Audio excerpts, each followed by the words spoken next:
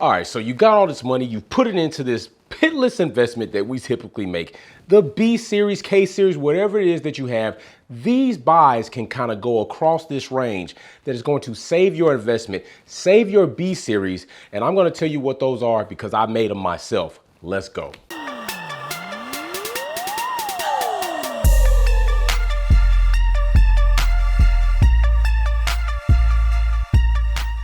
So you're doing all this, you're high revving, you're kicking the clutch, you're dumping it, you're doing all this two-step, spitting flames out the back of your exhaust.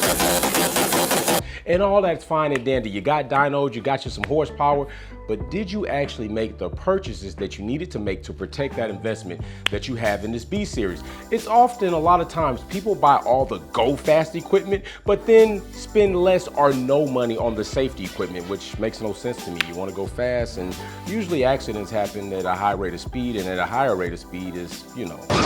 Or you'll get out of shape fast. Yeah, I don't want to say it. But anyway, I want to give you 3 buys that I made myself to protect my investment, my B series, and more importantly, prolong the life of my engine. So the first buy I'm going to talk about is the dampener. Okay, now there's something different. There's a harmonic dampener and there's a harmonic balancer. These two things, although very similar, are not the same because the difference is actually in the name. You have a dampener, you have a balancer. A balancer is just going to balance those rotational forces. You typically have that when you go get your tires balanced. A dampener works differently, okay? Underneath those combustions, all that fire that you're creating to create all that horsepower and all that high revving, your crank is having a whip action, and that's a torsion type of vibration versus a rotational force. And of course we have thrust, which your thrust bearings take care of some of that. So thrust, rotational, and then torsion, and then we have rotational.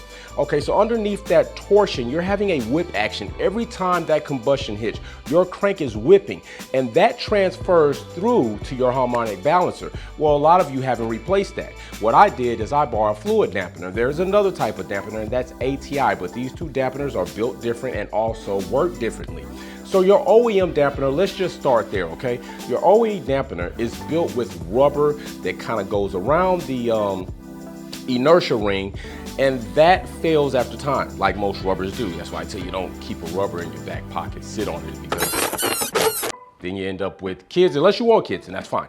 But anyway, that rubber is gonna fail over time. And not only that, the OEM dampeners only work within that operational range that your initial car was built for. And as we both know, the B series wasn't built for 500 horsepower. So you're gonna need to upgrade that, or you can upgrade. I'm not telling you what you need to do. It's your money, you do what you wanna do with it. I did it. Okay, so you upgrade that to a fluid dampener, which is then gonna take those torsional forces, convert it with the viscosity fluid that's inside the dampener, and transfer it into heat, and it just goes out. Now, I will also tell you, ATI and fluid dampener, although both function in the same capacity, are built different, so therefore you're gonna have some different elements there, some different variables. ATI is an upgrade just off the OEM, is rubber. ATI is gonna use a series of bands that are gonna be enclosed in there.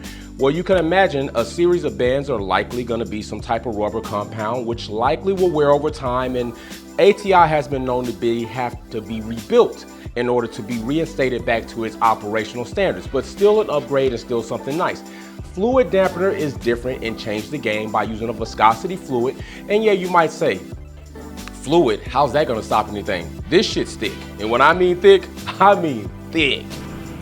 All right, so this fluid doesn't wear nearly the same as rubber might, and you're gonna get a different type of transference of energy using that fluid. So fluid dampener was my choice, my go-to, hoping to have those guys on a podcast where we could talk to you a little bit more about that. So the first buy is gonna be your fluid dampener.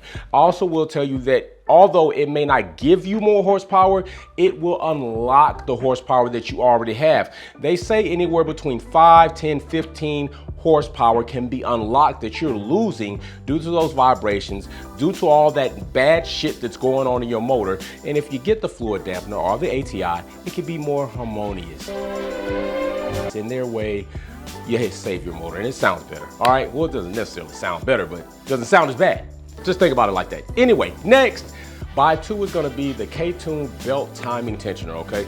This is very important as it sits. We all know these are interference motors, and if your belt breaks, we all pretty much say you're screwed.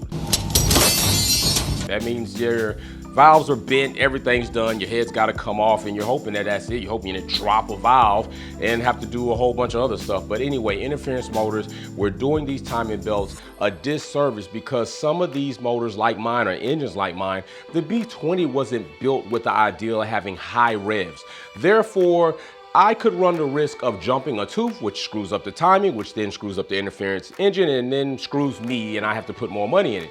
So why don't you do something? Get yourself a good timing belt. By the way, I'm not gonna recommend any brands. I'm pretty sure you can do your research, but get yourself a belt tensioner. And I went with the K-Tune to put that little tension on there to keep that belt from jumping timing, especially since I put a lot of money into the engine, forged internals, titanium fibra, valves, cams, all of this other stuff, which I don't drive it unnecessarily fast, but I like to have shit in case I want to use it. I mean, it's better to have and need than need to not have.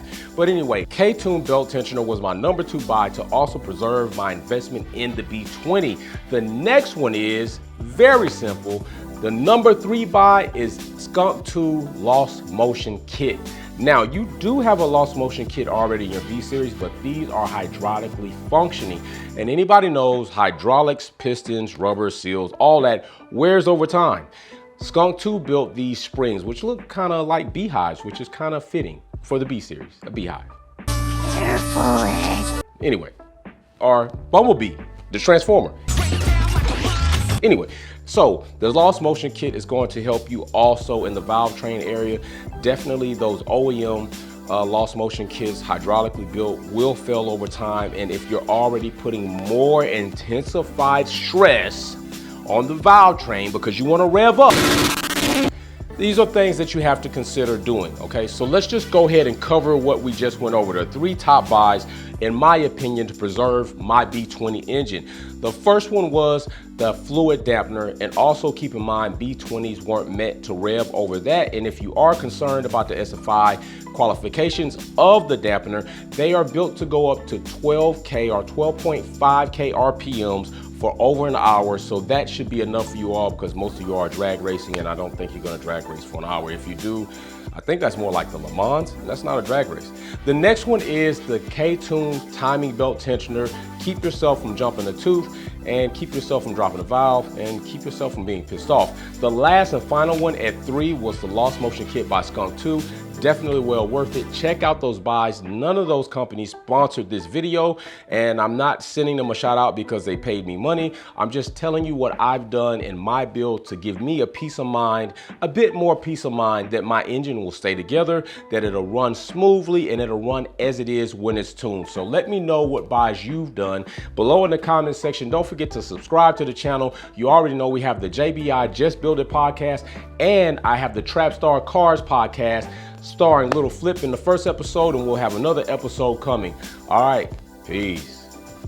Thanks for tuning in and watching another video here at Wolfpack Performance. Check out some of my other content on Formula One issues, our topics, and our DIY products on how to customize your vehicle. Don't forget to comment, like, share, and subscribe. See you soon.